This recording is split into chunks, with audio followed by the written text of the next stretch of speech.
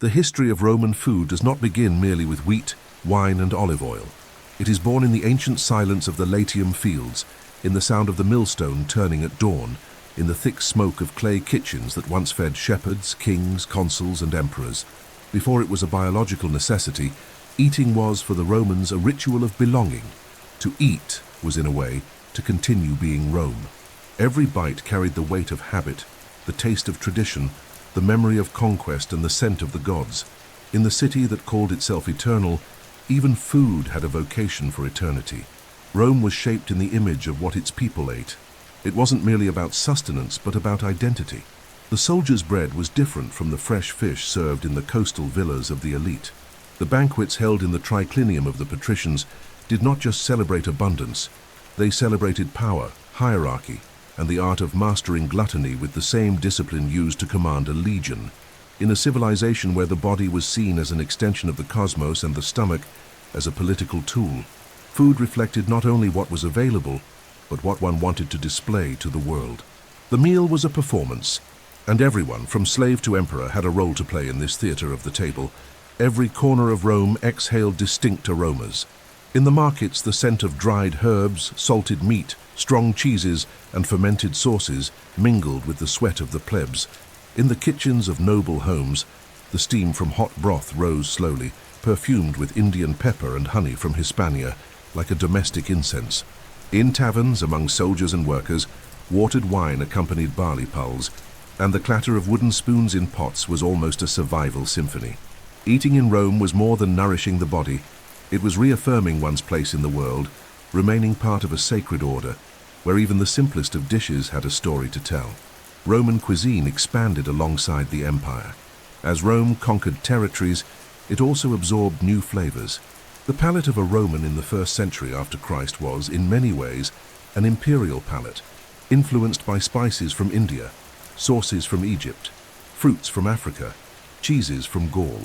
Eating also meant reminding the world that Rome was the mistress of all that existed beneath the sky. Garum, a fermented fish sauce, became a symbol of that dominion, at times more valuable than wine in certain regions. The emperor's tables became maps, not of provinces, but of ingredients. But while the Roman elite tasted the exotic, the extraordinary, and the excessive, the common people survived on the basics. Daily meals consisted of bread, grains, legumes, and water. And yet, there was beauty in that simplicity. Bread was shared among neighbors. Olives were eaten in silence under the shade of aqueducts. Humble meals taken standing by the fire held a quiet dignity that not even the grandest banquets could replicate. There was honor in a full stomach, even if only filled with lentils and dried figs. The Romans believed the gods ate too. Offerings were placed on altars as if the deities were seated at the table. This fusion of the sacred and the earthly made Roman cuisine an extension of religiosity. Eating was also praying, thanking, purifying. Food was often chosen not for taste, but for symbolism. Certain meats were forbidden on specific days. Some fish were sacred. Some foods were prohibited to particular castes or rituals.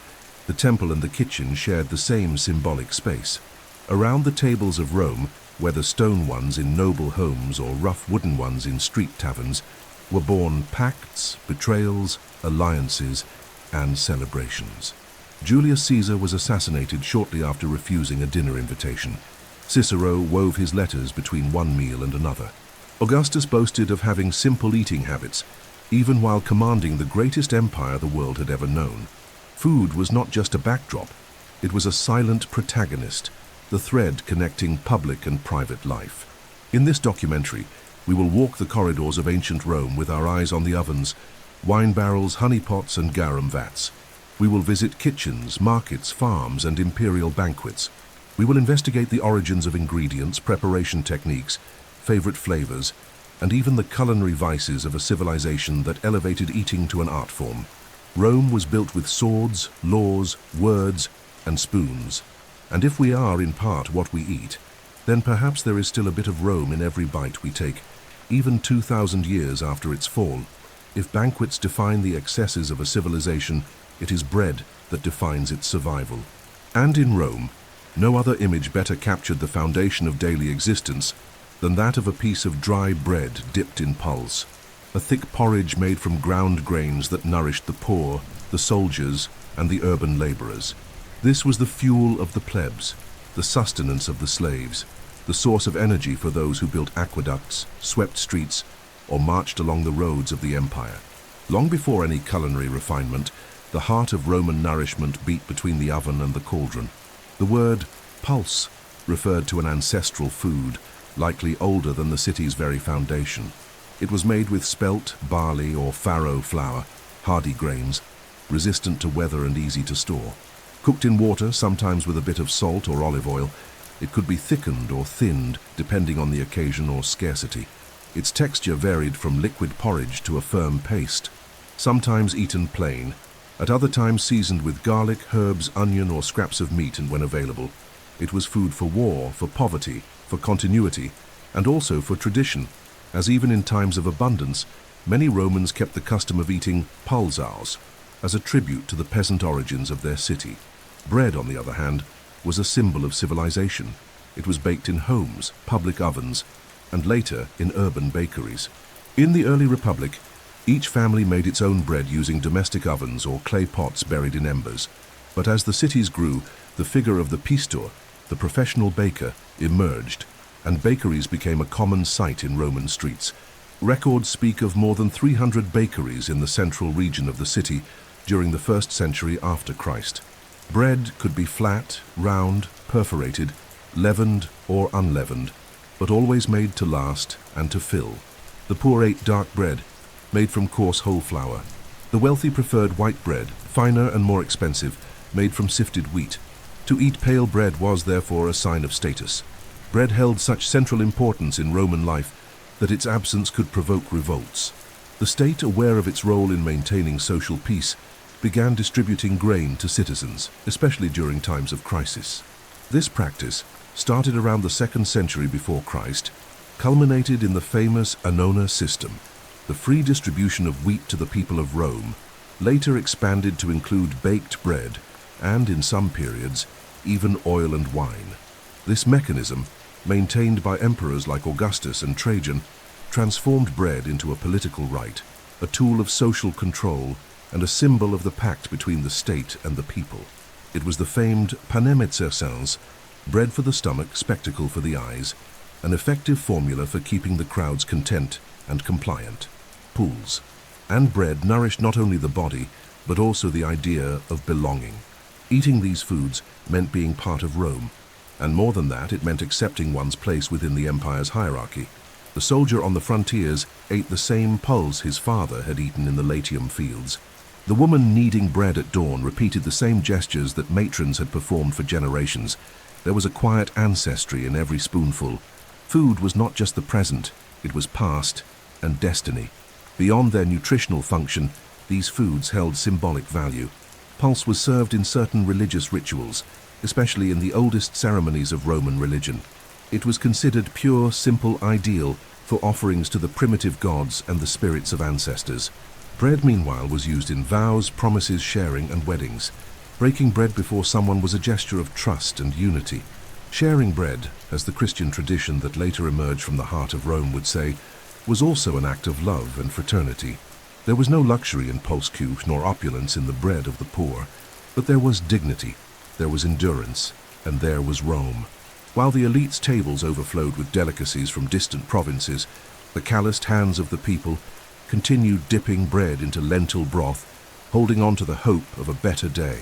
And so, day after day, the empire sustained itself, not only through columns, legions, or coins, but through hard bread, hot porridge, and satisfied hunger.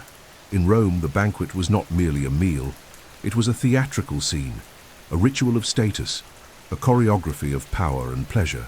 Unlike the hurried meals of the plebeians, eaten standing or seated on wooden benches, the elite's banquet took place in the triclinium, a space architecturally designed to impress, control, and seduce. There, eating was an act of political affirmation, an exhibition of erudition, and an aesthetic experience carefully orchestrated. The triclinium was the stage where Rome's elite performed their superiority before the world, with sharp words, silver goblets, exotic recipes, and calculated silences.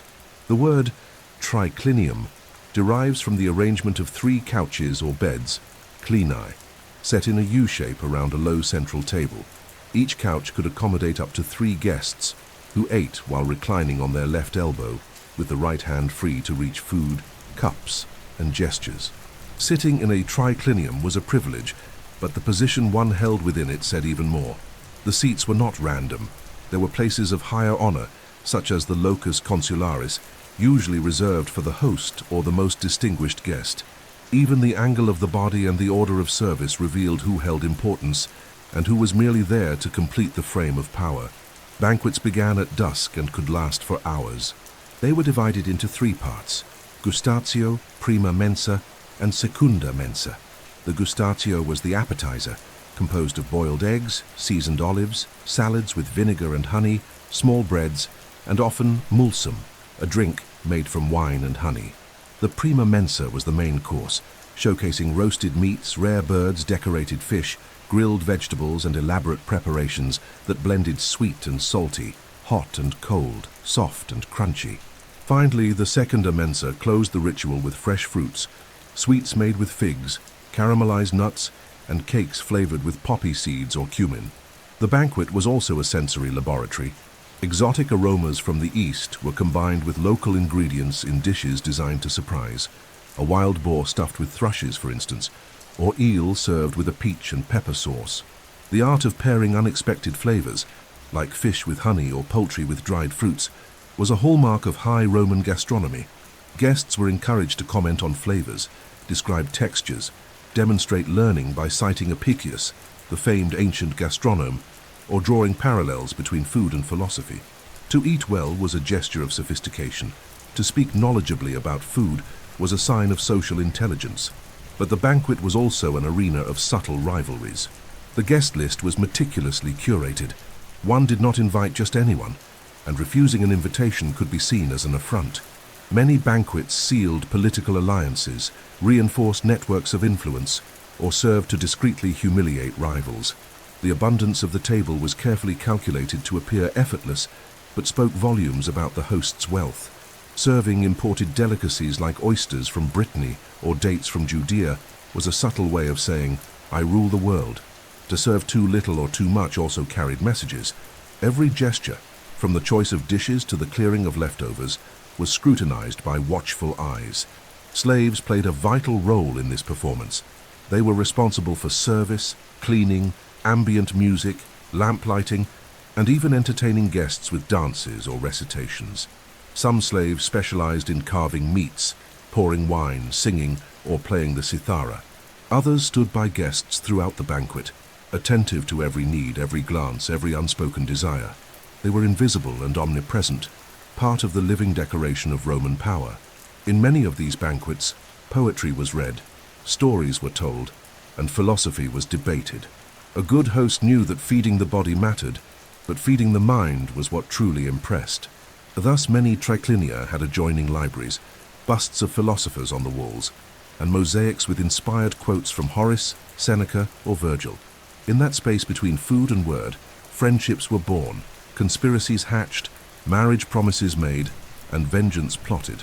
Curiously, despite all the refinement, many Roman banquets ended in induced vomiting, a common practice among the wealthy to make room to keep eating and impress peers with their resistance. This act, though shocking to modern eyes, was seen not merely as excess, but as a display of bodily control and mastery over satiety. In Rome, after all, control over the body was also a demonstration of power. The triclinium, therefore, was more than a dining room. It was a symbolic stage. There, Rome reinvented itself each night, among exotic dishes, sharp words, and the glint of silver under the candlelight. Eating while reclining was not just a luxury. It was a gesture that said, "We are above labor. We are beyond necessity. We are the masters of time and pleasure." And while the people ate bread and pulse in the alleys of the city, the elites celebrated their supremacy with Syrian wine, stuffed peacocks, and speeches in classical Latin. Between one bite and another, between a poem and a goblet, the empire fed itself, on vanity, on tradition, on eternity. In ancient Rome, eating was not merely a biological act or a social pleasure, it was also a sacred gesture. Even before the first piece of bread touched the lips, there was a moment of reverence. Before the first sip of wine, a glance to the sky. Roman eating habits were deeply intertwined with religiosity. At every meal, no matter how simple, there were traces of ritual. The gods were not distant figures confined to temples. They were present at the tables, in kitchens, in the fields, and in the markets. In Rome, food was a bridge between the human and the divine. All food came from the gods, and therefore, part of it had to return to them. It was common, for example, to dedicate the first harvested grains to Ceres, goddess of agriculture. Wine was poured on the ground before drinking, as an offering to Bacchus. Breads and cakes were given to Vesta, guardian of the household hearth, while animals sacrificed in temples often resulted in sacred banquets, where the meat, after the ceremony, was shared among priests and citizens. Nothing was entirely profane when it came to food. The meal itself was an act of gratitude, and also of submission to divine order. Rome's religious structure was deeply ritualistic, and this extended into both public and private meals. Before important banquets, food was offered to the lares and the household gods at small altars near the kitchen. Specific foods were reserved for specific occasions. During festivals like the Saturnalia, for example, people ate with abundance and freedom, almost as if the gods were playing with mortals. During the Parentalia, festivals dedicated to the dead, tombs were adorned with flowers, bread, and wine. The ancestors were fed to ensure their peace. To eat was not just to nourish, it was to keep the bonds with gods and the dead alive. But if there were sacred foods, there were also dietary taboos. Certain foods were forbidden on particular dates, or for specific priestly classes. The flamins, priests of the oldest cults, could not touch or consume certain types of meat. Beans, for example, were avoided by some religious groups who believed they facilitated communication with the dead, something dangerous if done outside the proper rituals. In many cases, food could purify or contaminate.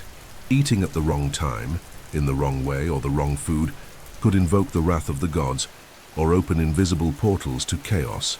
In some rituals, the meal itself was the sacrifice.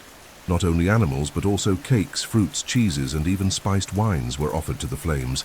There was a special kind of bread called libum, made with flour, cheese, and honey, carefully shaped and baked as an offering to the protective household deities. The smell of libum baking mingled with incense and the chants of matrons, and in that moment, the Roman kitchen became a temple. This was how the connection between the fire that fed the body and the sacred fire that guarded the home was celebrated. Public religious festivals also involved collective feasting. On certain dates, like the Feriae Latinae, sacred meats were distributed to the people in a great communion between the state, the gods, and the citizens. The emperors understood the symbolic power of these gestures. Distributing food in the name of the gods was a way of reinforcing political legitimacy, a reminder that earthly power was merely a reflection of divine will. Behind every basket of wheat given to the people was the smiling face of Ceres. Behind every cup of wine, the laughter of Bacchus. Religion even reached the stomach. Curiously, the expansion of the empire led to religious incorporations that also changed food practices. Foreign gods like Isis, Mithras, and Cybele brought their own food rituals. New ingredients and taboos were introduced, enriching and at times conflicting with older traditions. Eating became a space of spiritual negotiation. The arrival of Christianity, for instance, brought a new food ethic based on fasting, abstinence, and the idea of sin associated with excess. Overeating came to be seen not just as a social flaw, but as a moral failure.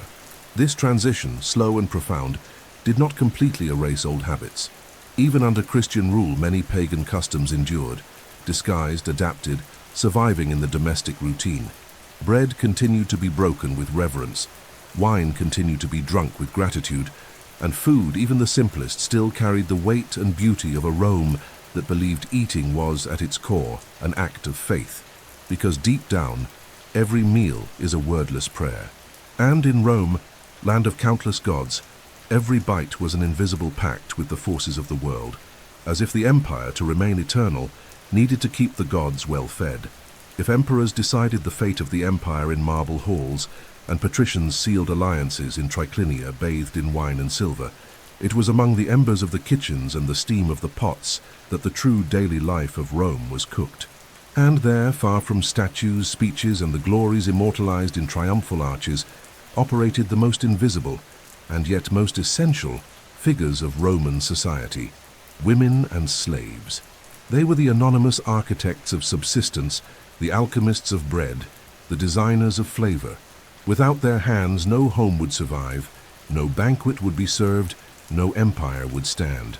In modest homes where life was harsh and space was scarce, it was almost always the free woman, mother, daughter, or wife, who took on the responsibility of preparing the food. From dawn, when the fire had to be lit, to nightfall, when the last pot was cleaned, it was the feminine presence that guided the rhythm of nourishment. The Roman woman, especially among the lower classes, mastered grains, herbs, broths, and cooking times with quiet wisdom. She knew how much water to use without waste. She knew the dough was ready by touch alone. She knew how to make a broth seem richer than it was. Amid the limitations of plebeian life, the kitchen became her discreet domain, a place where care transformed into sustenance. In the domus of the elite, where architecture allowed for spacious kitchens and grand triclinia, the scene was different. The Roman woman occupied another position. The matrona rarely placed her hands on cauldrons. Her role was that of supervisor of the domestic order. She organized purchases, planned menus, selected wines, and managed stocks of oil, honey, flour, and spices. She gave orders to the cocus, the head cook, and his assistants, but rarely did she stir the garum over the fire. That work was relegated to an even more invisible force: the slaves. Most of the food-related tasks in noble households were carried out by trained slaves. Cooks, bakers, servers, cleaners, meat carvers, water carriers, all formed an intense, complex, and often cruel network of labor. Many were specialists. There were slaves who prepared Greek dishes, others who mastered techniques from Gaul or Asia Minor. Some knew how to serve wine at just the right temperature, warm in winter, chilled in summer, and some knew how to remain silent at the right moment, to read gestures, to anticipate unspoken wishes. They were considered valuable, not as people, but as refined instruments of comfort and prestige. In the underground kitchens of villas and palaces, where the heat was constant and the smoke thick, slaves worked without rest. They deboned birds, cleaned fish, simmered sauces, roasted entire pigs, all under pressure. A single mistake in preparing a dish could lead to severe punishment, public humiliation, whipping, or even death in extreme cases of defiance. And still, among the ashes and the pots, these laborers created art. Ephemeral, invisible, forgotten art, but art nonetheless. An art that sustained the luxury, the beauty, and the glory of Rome.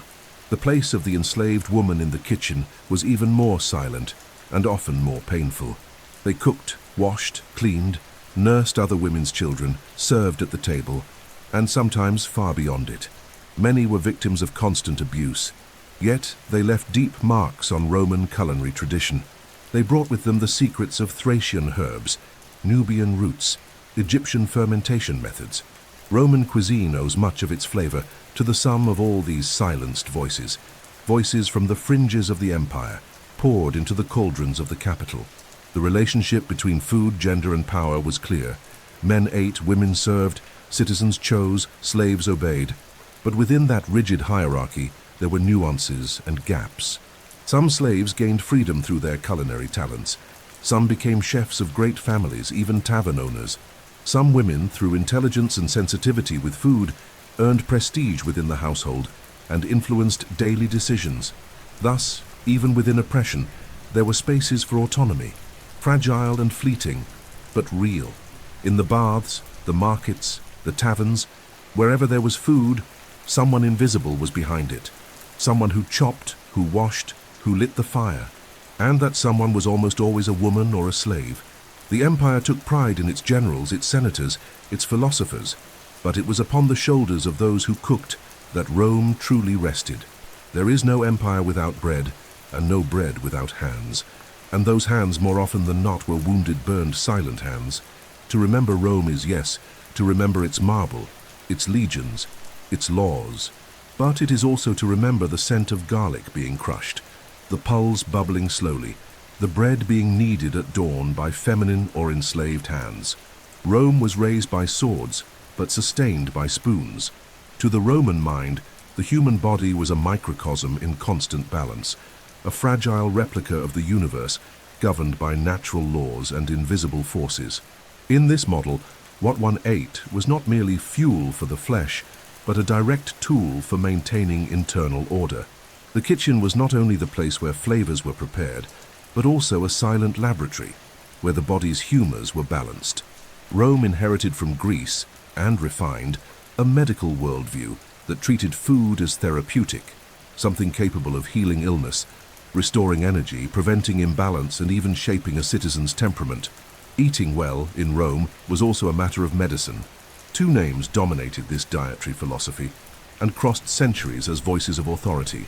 Hippocrates, the Greek considered the father of Western medicine, and Galen, personal physician to Emperor Marcus Aurelius, whose ideas influenced medical practice for over 1,000 years.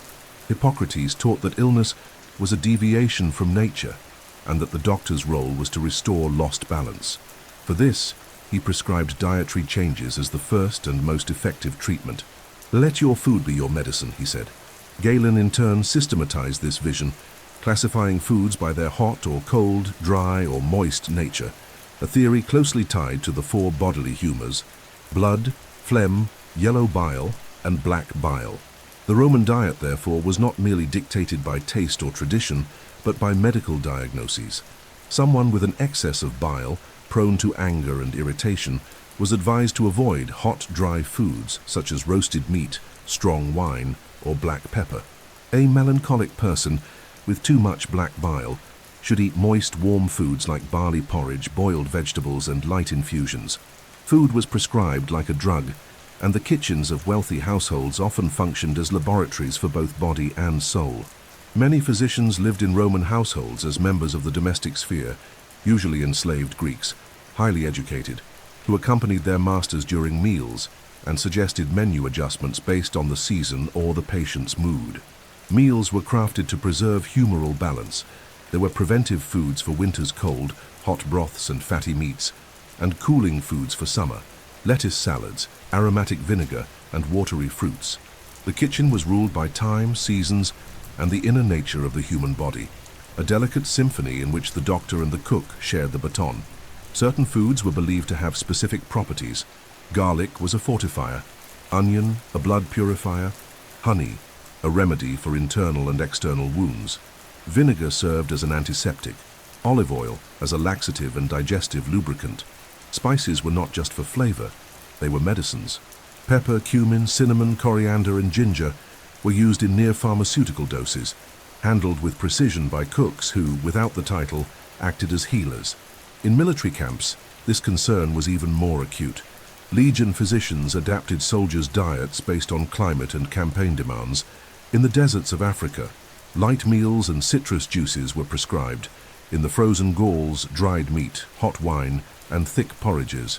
The army's health was deemed vital for the survival of the empire, and food was a key part of that strategy. It's no wonder that grain, oil, and wine reserves were zealously protected. They were matters of public safety and military stability. This therapeutic view of food also shaped social behavior. Overeating was not only a moral failing, it was considered a threat to physical and spiritual health. Moderation was recommended not just as a stoic virtue, but as medical prevention. Many Roman texts blended philosophical and dietary advice. Seneca, for example, criticized lavish banquets not only for their excess, but because they corrupted both body and soul. Eating wisely was an ethical act.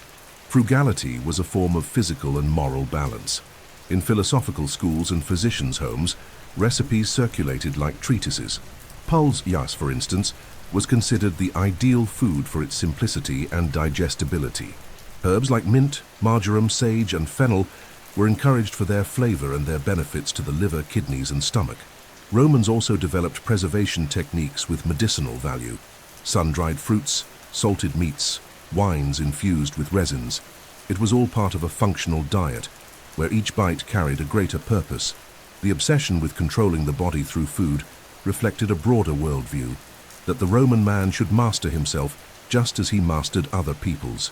The body was a battlefield as important as the empire's borders, and food its main weapon, or its greatest threat.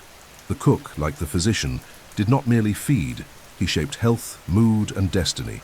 And Rome, devoted to order and rationality, turned the table into a clinic, diet into doctrine, and hunger into science.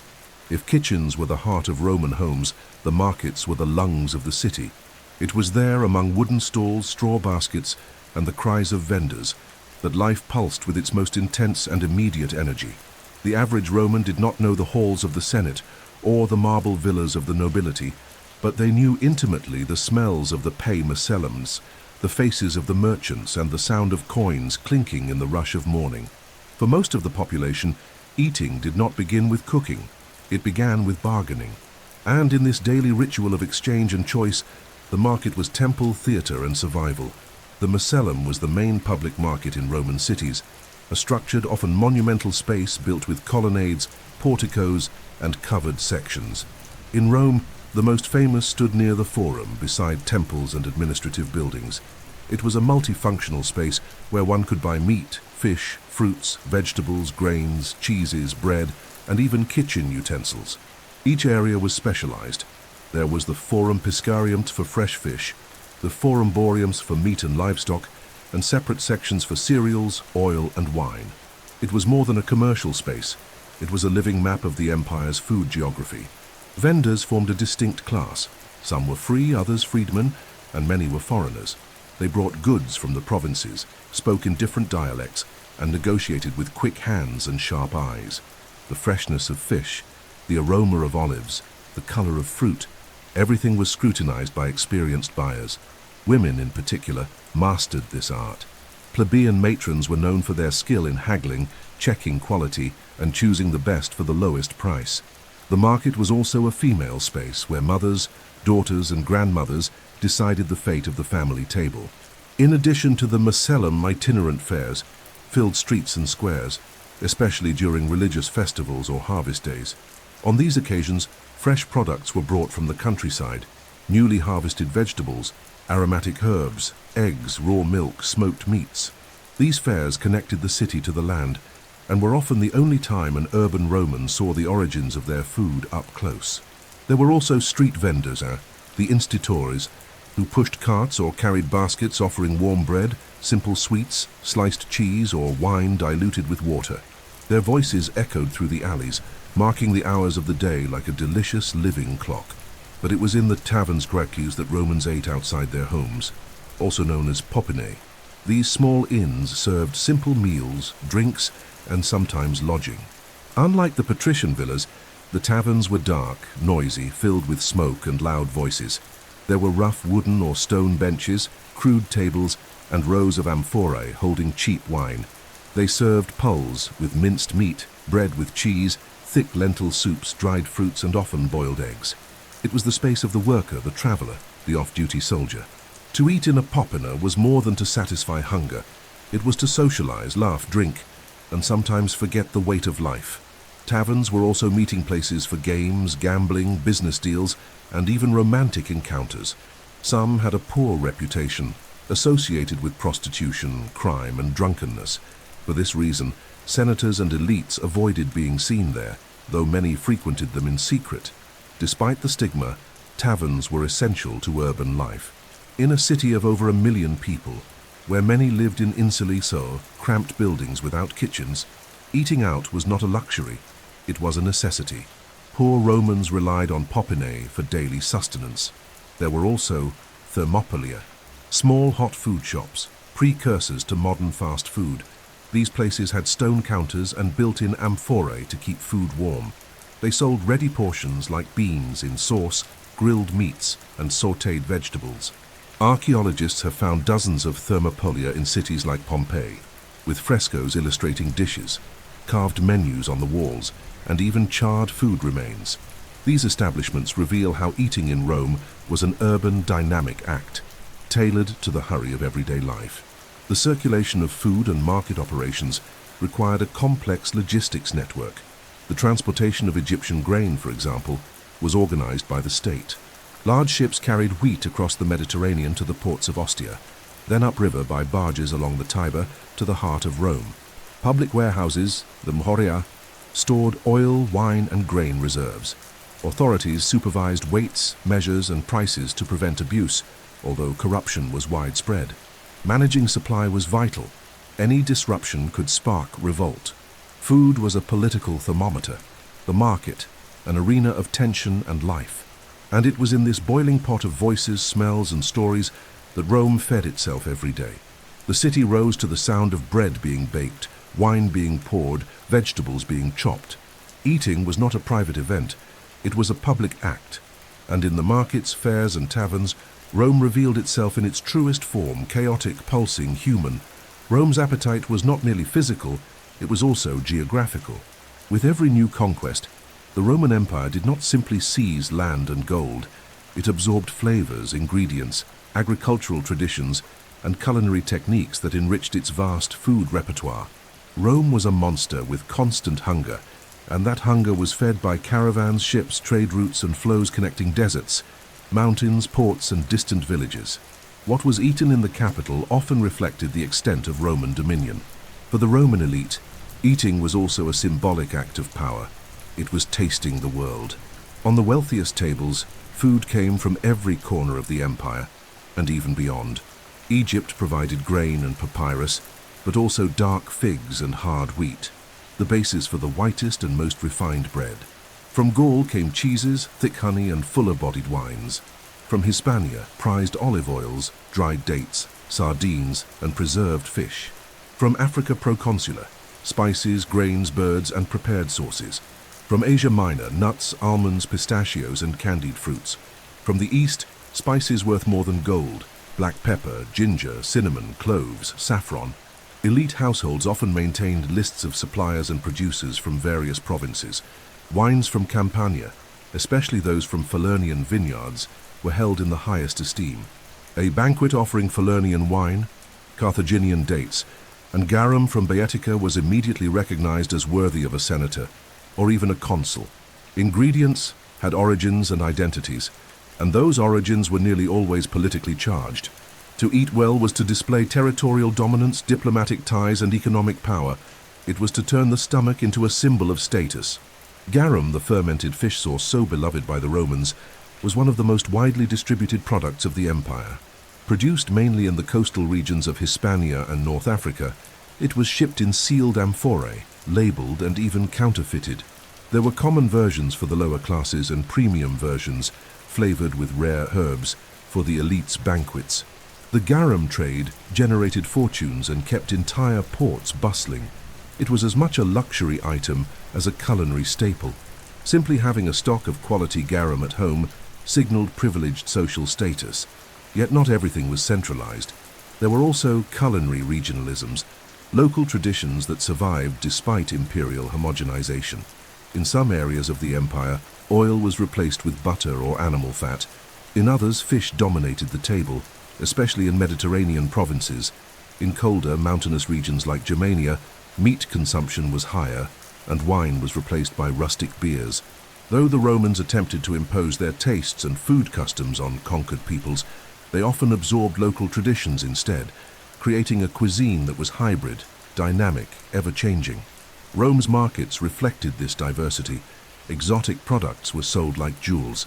There were shops specialized in sauces, imported cheeses, and breads flavored with Egyptian herbs. Some sold out-of-season fruits preserved in honey or vinegar. Others offered cured meats from distant provinces, such as wild boar from the Gallic forests or rabbits from North Africa. Eating cosmopolitan style was a mark of modernity and refinement. The Roman table became a living map of the empire, an edible cartography. The logistics behind this supply system were monumental. Grain ships crossed the Mediterranean carrying wheat, oil, and wine. Roman caravans traversed deserts and mountains with herbs, resins, roots, and spices. Paved roads enabled the swift transport of perishables to the capital's markets. Public warehouses, the horeaces, stored grain in strategic regions. The control of essential goods like Egyptian wheat was considered a matter of national security. Food was part of the empire's infrastructure, but the system was not without failure. There were times of scarcity, transportation crises, harvests ruined by pests or floods. In such moments, dependence on imports became a risk, and the people felt in their stomachs the fragility of imperial logistics. On the other hand, when everything worked, Rome truly felt like the center of the world, a place where one could eat Syrian dates in winter, African mussels in summer, and southern Italian wine year-round. The sophistication and variety of available goods shaped Roman culinary sensitivity. A culture of expectation developed, a desire for novelty, a constant comparison of local and foreign flavors. Many patricians kept Greek or Eastern cooks, believing they held the secrets to the most refined seasonings. Cookbooks recorded constant experimentation with new ingredients. The Roman elite lived with their palate turned outward, seeking in flavor a prolongation of their superiority. Rome was not just a political capital, it was a mouth open to the world. A city that fed on its margins, that nourished itself with difference, that incorporated the other into its own flesh. Each imported product was more than food.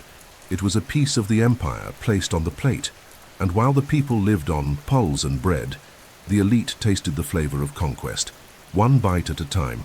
Among all the flavors that defined Roman cuisine, none was as omnipresent as valued, and at the same time as controversial as garum. For Romans, garum was not merely a condiment, it was a symbol. Its strong, penetrating aroma permeated both the alleys of taverns and the marble halls of palaces.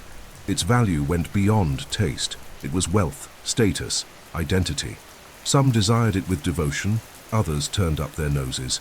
But the fact remains, no Roman table, from the simplest to the most opulent, was complete without it. Garum was, in many ways, the liquid gold pan of ancient Roman gastronomy. But what exactly was garum? Simply put, it was a fermented fish sauce made by macerating fish innards, mainly anchovies, sardines, tunas, and mackerels, mixed with coarse salt and left under the sun in large ceramic amphorae for weeks or even months.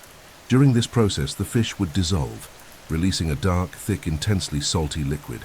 This liquid was filtered and stored, while the solid residue, known as alex, was used as a secondary seasoning, generally by the poorer classes of society.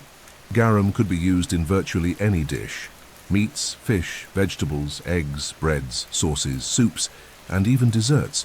Instead of salt, they used garum. Instead of vinegar, they used garum. The sauce was mixed with olive oil, honey, wine, vinegar, spices, and aromatic herbs to create surprising, intense, and deep flavor compositions. The taste of garum was salty, umami, fermented, with acidic and mineral notes, something between a strong soy sauce and a concentrated anchovy paste. For the Romans, it was what gave food its soul. Garum factories, called citarii, were scattered along the coastal regions of the empire, especially in Hispania, North Africa, Narbonese Gaul, Sicily, and Greece. Some cities lived almost exclusively from the production and export of garum. The city of Carthago Nova, modern-day Cartagena, was one of the most famous for its high-quality products. There were brands, types, classifications, and even counterfeits. Garum amphorae bore stamps with the name of the producer, the origin, the type of fish, and often even praise for the taste and freshness. Garum classification followed its own logic. The garum sociorum, for example, was reserved for the wealthiest and most refined, extracted from the first filtrations. Denser, darker, and less pure products, such as liquamins and alec, were consumed by the lower classes. On some occasions, the Roman elite paid fortunes for rare garum, aged or made from noble fish. Tuna garum, for instance, was highly prestigious. Documents found in Pompeii, inscriptions on amphorae, and texts by authors like Pliny, Varro, and Columella indicate that elite garum could cost more than expensive wines. But there was a paradox. Although adored by many, garum was also met with disgust. Its smell during production was considered unbearable. The factories were always located far from urban centers, near beaches and isolated cliffs. The fermentation process released intense gases, and workers had to deal with tons of viscera rotting under the sun. The odor clung to clothes, skin, and the air, and yet the final product was considered a treasure. This contrast between the stench of its origin and the luxury of its consumption reveals much about Roman society. a civilization that extracted sophistication from brutality, beauty from decomposition, power from technique. Garum also had medicinal uses. Galen and other doctors prescribed it as a digestive, tonic, and antiseptic remedy. It was used to treat ulcers, parasites, stomach problems, and even to disinfect wounds. Some versions, mixed with vinegar and herbs, were consumed as elixirs. The belief that garum restored vitality and strengthened muscles made it part of the diet of many soldiers, gladiators, and athletes. Culturally, garum transcended the table. It appeared in jokes, satires, poems, and even graffiti on the walls of Pompeii. It symbolized abundance, refined taste, but also ostentation and excess. Some moralists criticized the excessive use of the condiment as a symptom of moral decline, just as they did with extravagant banquets and complex recipes. Seneca, for instance, saw garum as a symbol of the gluttony of his time. For him, bread and water were enough, but most Romans didn't just want to survive, they wanted to taste the world. And garum was, quite literally, the taste of Rome. Even in the fall of the empire, garum endured.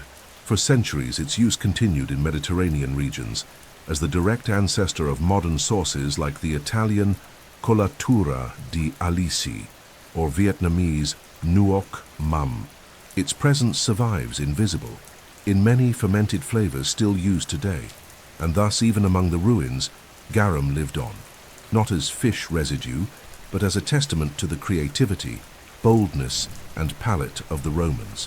While empires crumbled, the taste of garum remained on the tongue's memory, pungent, unforgettable, eternal. Before the bread was broken on Roman tables, before the olive oil dripped over vegetables and wine filled the cups during ceremonial evenings, there was another empire, silent, invisible, rustic, that sustained the life of the city. It was the empire of plantations, gardens, rural villas, and fields cultivated with sweat and constancy. The glory of Rome, with its temples, banquets, and theaters, rested upon plowed earth. Without wheat, there was no bread. Without grapes, there was no wine. Without agriculture, Rome was not Rome. And so among plows, hoes, and lunar cycles, the food machine of the most powerful civilization of antiquity kept moving. The backbone of Roman agricultural production was the villa rustica, a rural estate composed of arable land, storage facilities, workers' dwellings, and often vats for producing oil and wine. These villas were both economic hubs and family units, owned by patricians or wealthy landowners who rarely lived there. Labor was carried out by chul slaves at koloniki, and sometimes seasonal workers hired from nearby villages. Production was rigorously organized. Each type of soil was assigned a specific crop. Each season had a detailed plan, and even the wind and humidity were considered in agricultural decisions. The main crops were wheat, barley, taus, oats, and legumes, such as lentils, chickpeas, and broad beans, as well as grapevines and olive trees, which formed the fundamental triangle of the Roman diet: bread, wine, and oil. Villas also grew fruits like figs, apples, pears, pomegranates, and quinces, along with vegetables and greens in protected gardens. Roman gardens were true botanical laboratories, arranged in precise rows, with regular irrigation and composting techniques that mixed ash, manure, and dry leaves. Romans didn't just eat from the earth, they shaped it. Around Rome, there were hundreds of small agricultural properties called predia, many directly linked to supplying the capital. These properties produced perishable goods, like lettuce, leeks, peas, carrots, cucumbers, cabbage, and radishes, delivered daily to the city's markets. Transport was done with carts, amphorae, baskets, or leather sacks. The challenge was not only to produce, but to preserve and transport all quickly. That's why many urban gardens existed within the city limits.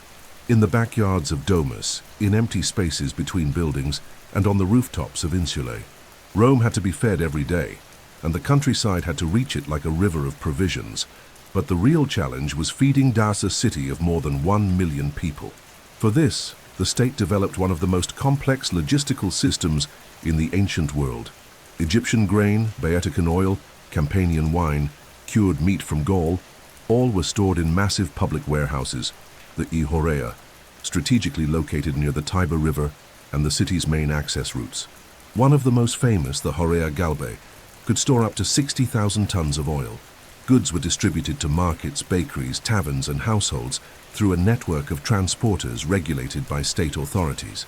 Emperor Augustus, understanding that Rome's stability depended on a steady food supply, created institutions dedicated exclusively to stock control.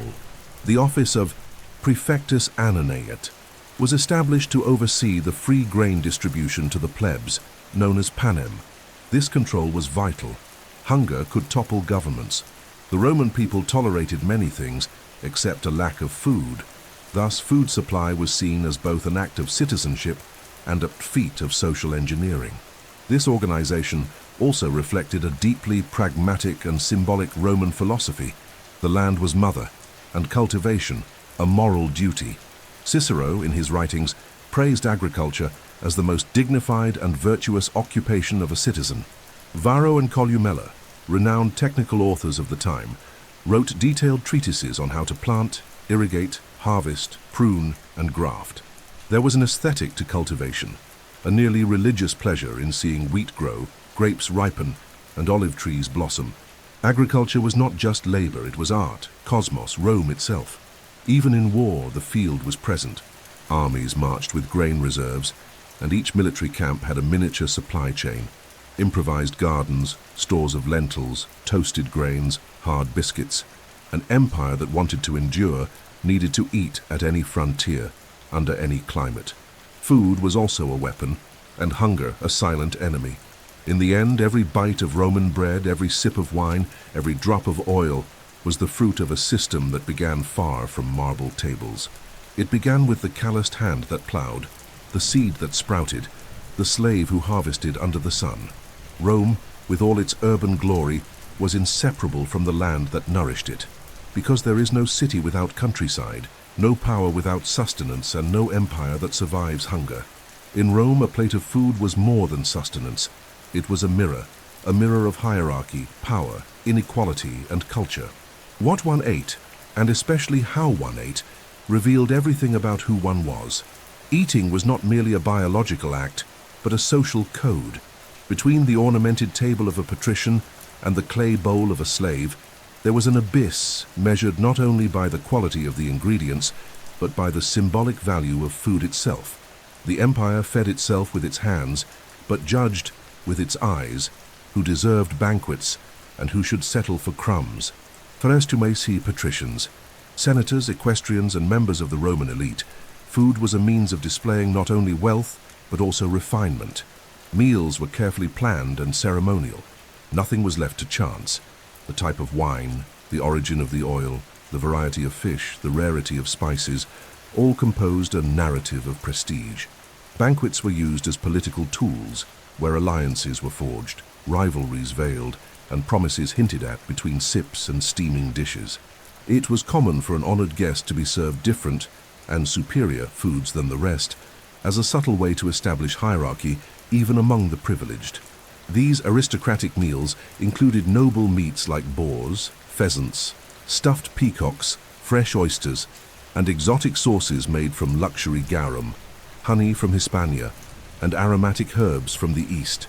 Out-of-season fruits, preserved with refined techniques, were displayed with pride. Dishes were decorated with gold leaves, edible petals, and sculpted reliefs. The banquet was, above all, a spectacle. Eating well was not enough. One had to eat with art. At the other end of society, slaves, responsible for preparing and serving these banquets, fed themselves with the bare minimum required to keep functioning.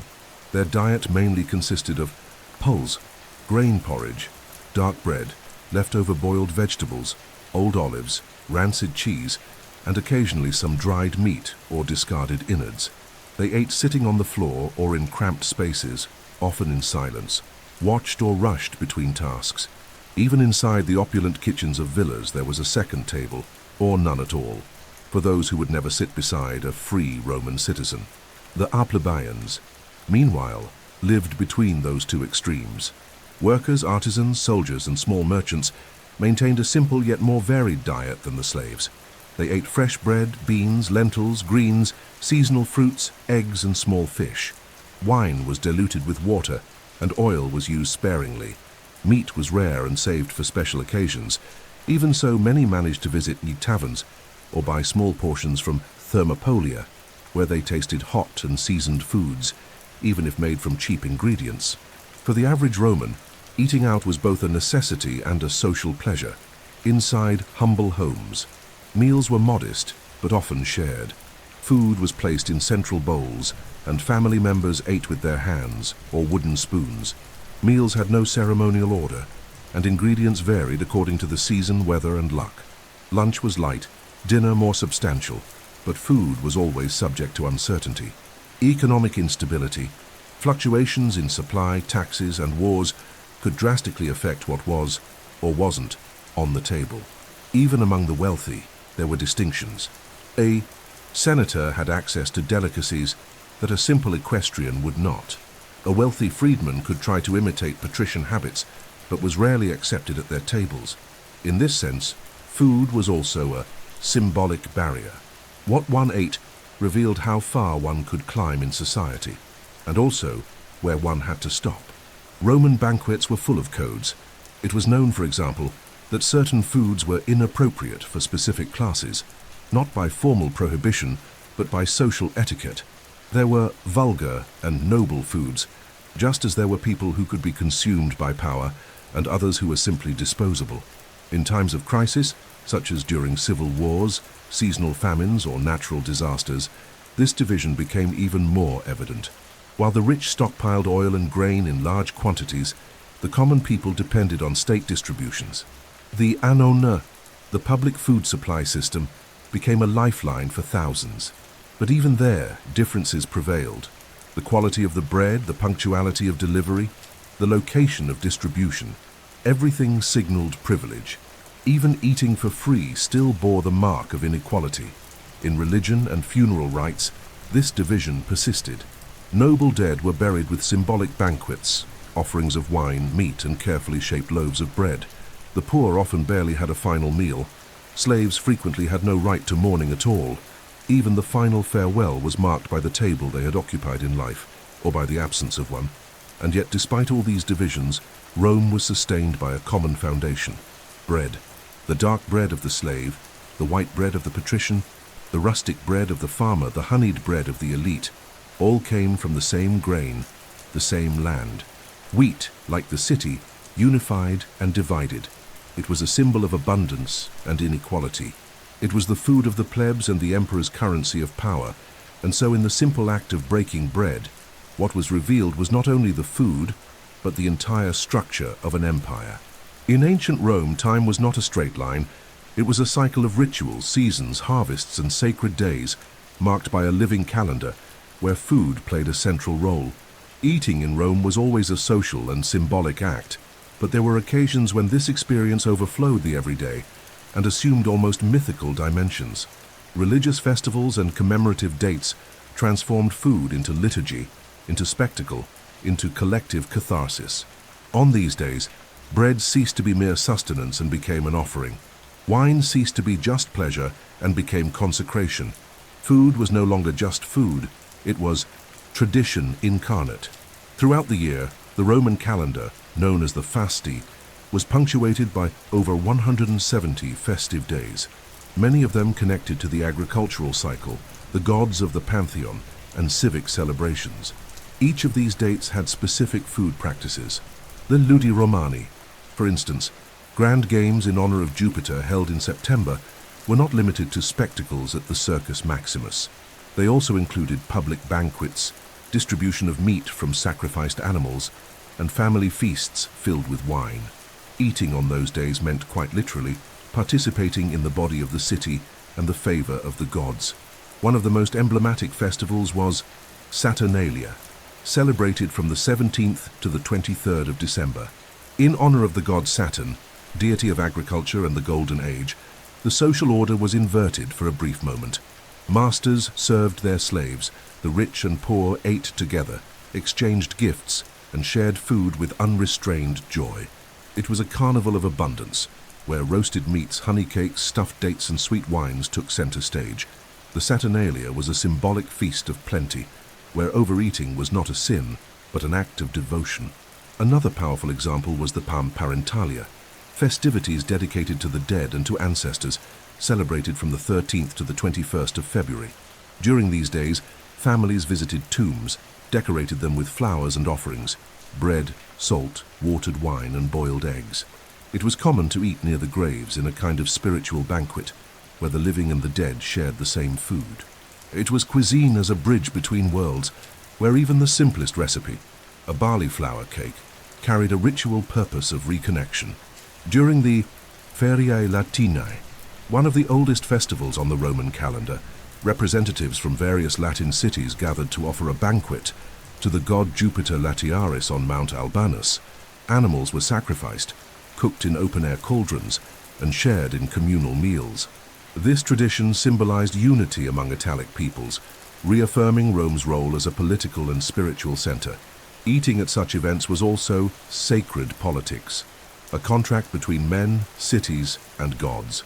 During the Vestalia, celebrated in June, bakeries were decorated, and the goddess Vesta, guardian of the sacred fire and the hearth, was honored with special breads called liba, made with flour, cheese, and honey, offered at home and in temples.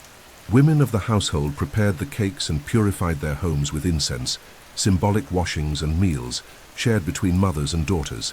Eating during the Vestalia was a gesture of domestic protection and household renewal, a cuisine of care and devotion, even in the most military or civic festivals, such as the triumphs, where victorious generals paraded through the streets.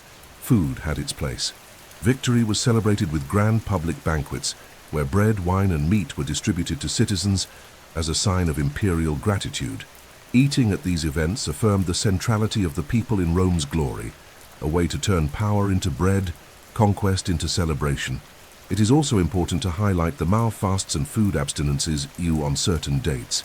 During purification festivals like the Lemuria, it was believed that eating certain foods, such as beans, could attract the dead or unbalance the spiritual body.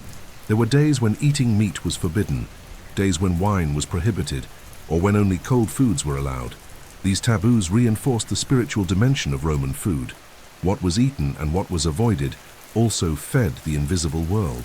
What emerges from this tapestry of rites is the certainty that for the Romans, food was more than a private act. It was a public, civic, divine gesture. Eating on the right day, in the right way, with the right ingredients, was an essential part of the identity of a Roman citizen. The table in these moments became an altar, the recipe a prayer, the banquet a pact with the cosmos. And so, Rome celebrated its time through food. It marked the year with flavors. It held memory in spices, faith in recipes, and hope in harvests. The eternal city fed on rituals, and the rituals fed Rome. Across the vastness of time that separates ancient Rome from the modern world, few things have survived intact. Monuments have crumbled, empires have fallen, languages have evolved. But among the shards of the past, something still whispers, not in stone, but in flavor, the recipes. And among the names that preserved this heritage, one echoes with almost mythical intensity. Apicius. More than a cook, he was a symbol. More than an author, he was a legend. His figure, wrapped in exaggeration, eccentricity, and gastronomic glory, represents the peak of Roman culinary art, and his work, De Re Coquinaria, is the oldest surviving cookbook in the Western world. Marcus Gavius Apicius lived at the end of the 1st century before Christ and the beginning of the 1st century after Christ, under the emperors Augustus and Tiberius. He was a man of fortune and fame, known for his luxurious banquets, exotic ingredients, and obsession with refining the palate. According to accounts, Apicius spent fortunes in pursuit of the perfect dish, a life devoted to taste. It is said that he traveled to Libya in search of larger shrimp, fed figs to geese to obtain softer livers, and committed suicide upon realizing that his remaining fortune would no longer sustain his culinary standards. The work attributed to him, De Re Coquinaria, on the art of cooking, is a compilation of more than 400 recipes, divided into 10 books, ranging from simple dishes to the most extravagant. It contains recipes for meats, fish, vegetables, desserts, sauces, and aromatic wines. More than mere instructions, the book offers a window into the Roman palate. a blend of rural tradition and cosmopolitan influence, a cuisine that combined local ingredients with Eastern techniques, an alchemy of flavors where sweet merged with salty, bitter with spicy, sour with smoky. There were no precise measurements, no defined times. Cooking was an act of intuition and experience.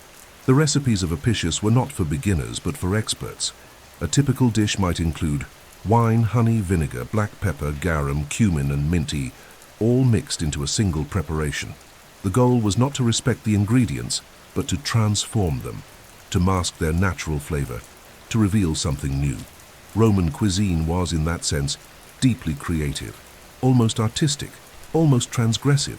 Among the most curious recipes are roasted flamingo tongue, sea urchins with raisin wine, fried oysters with vinegar and honey sauce, boar stew with dried fruits, boiled eggs stuffed with pine nuts and leeks, and desserts made from fresh cheese, honey, flour, and lotus flowers.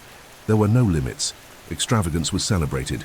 To eat well was to eat something unexpected, something that provoked the palate and the imagination. The Roman elite did not seek simplicity. They sought surprise. The use of condiments was fundamental. Pepper, saffron, fenugreek, coriander, cumin, ginger, sage, bay leaf, marjoram, poppy seed, among others. Garum, as we've seen, was omnipresent, the base of sauces, broths, and toppings. Honey was mixed with vinegar, wine with seawater, meat with fruits, fish with nuts. And behind these combinations there was a logic, to stimulate the body's humors, balance the temperaments, demonstrate mastery over the contrasts of the world, hot and cold, dry and moist, sweet and salty. Apicius' influence was so great that centuries after his death, his name was still synonymous with gastronomic luxury. Handwritten copies of De Re Coquinaria were preserved by monks during the Middle Ages, and its content influenced Byzantine, Arab, and even Renaissance cuisine. In Rome itself, his fame endured across generations. Cooks cited him as an authority. Writers satirized him. Emperors admired him. To eat à la Apicius was to eat like a king, or like a madman. What is most impressive is that, even 2,000 years later, many of the techniques described by Apicius are still used today.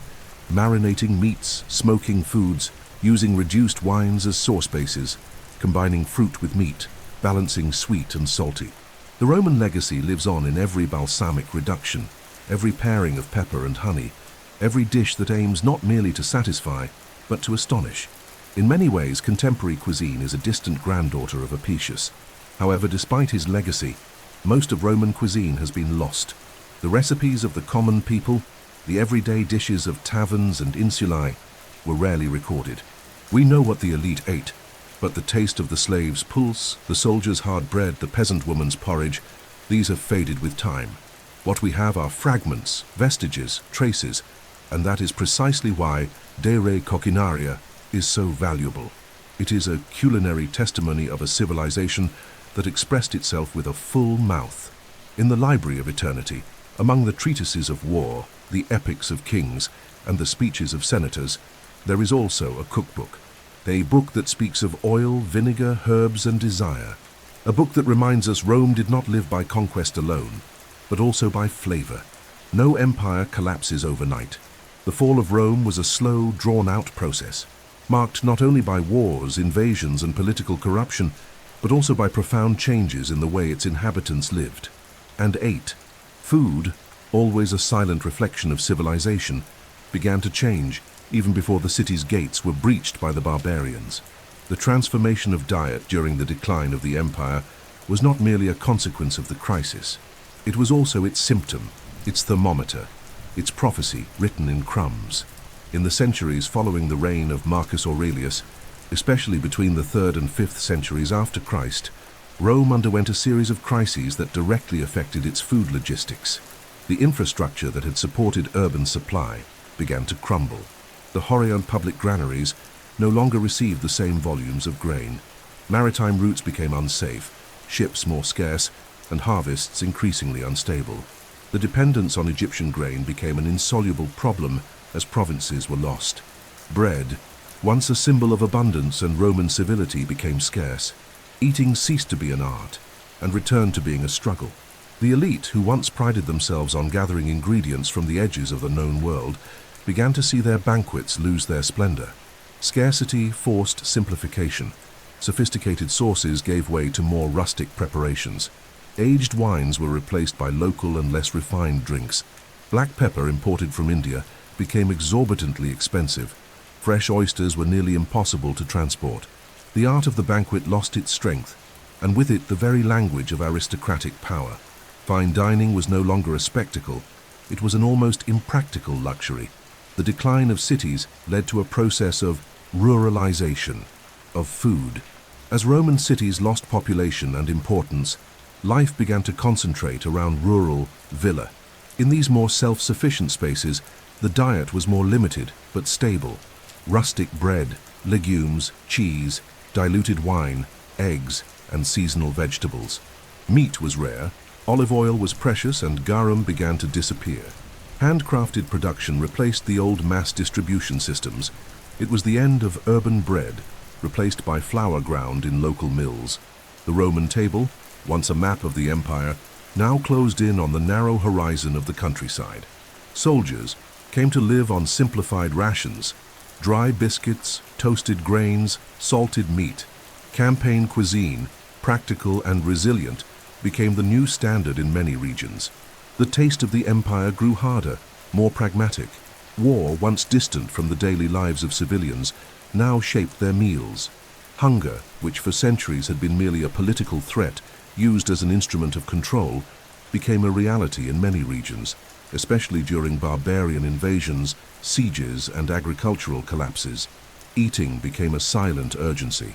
At the same time, the rise of Christianity profoundly altered Romans' relationship with food.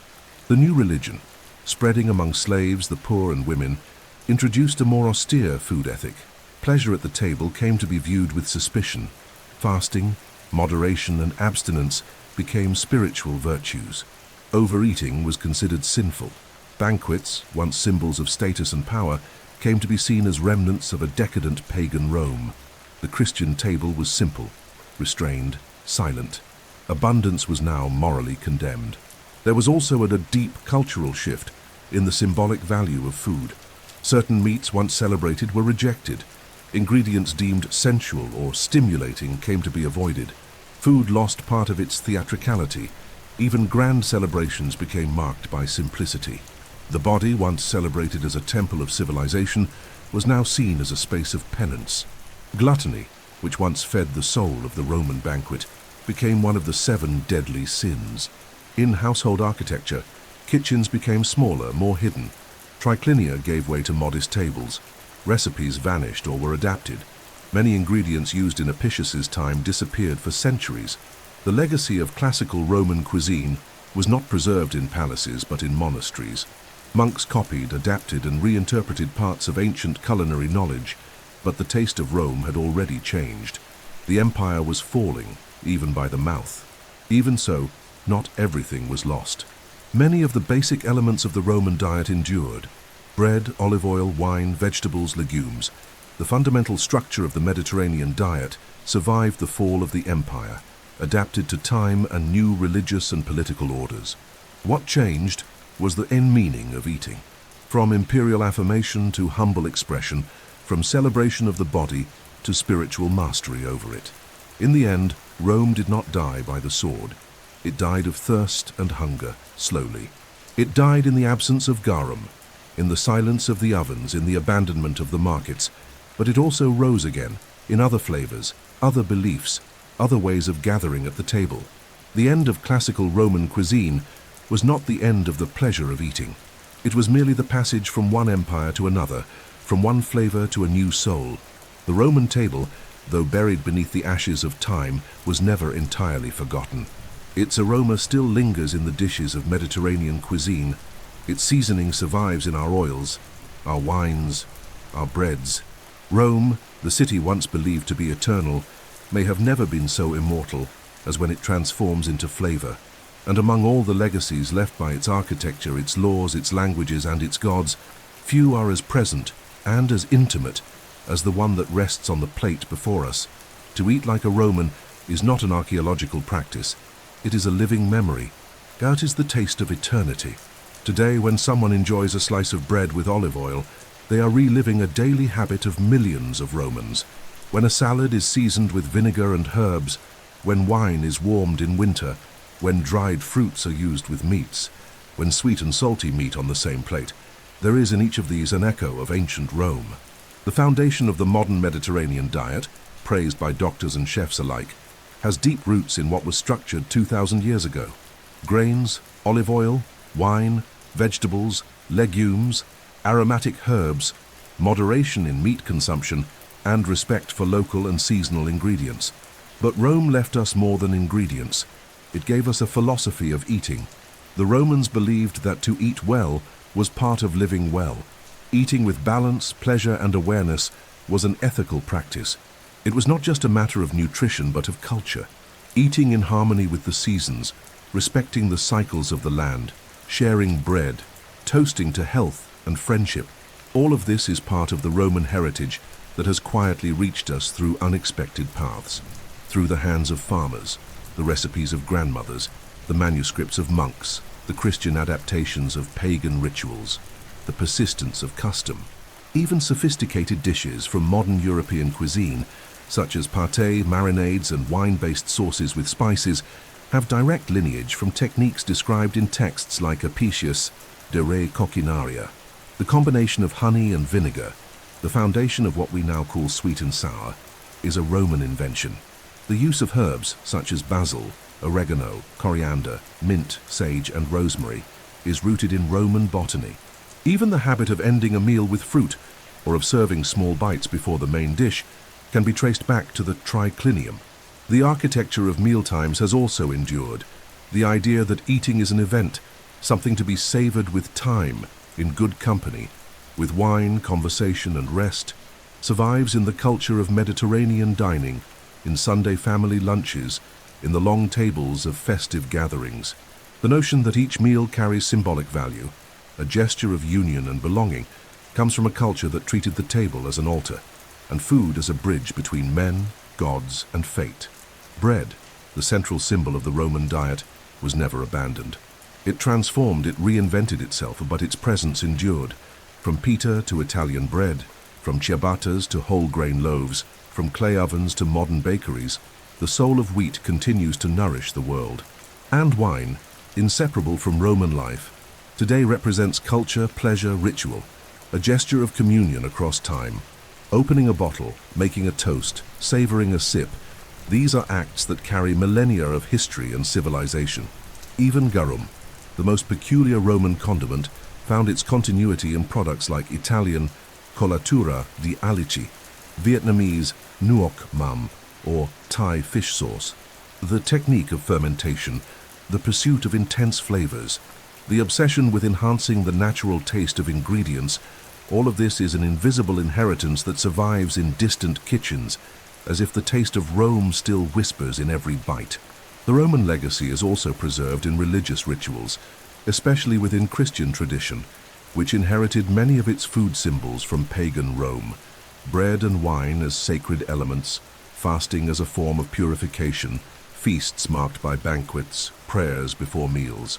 Eating never ceased to be, even transformed, a spiritual gesture.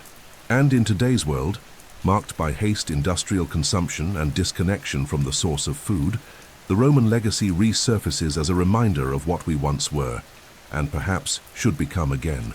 Eating mindfully, planting, harvesting, preparing, respecting the rhythms of the body and the earth, honoring food, celebrating the table.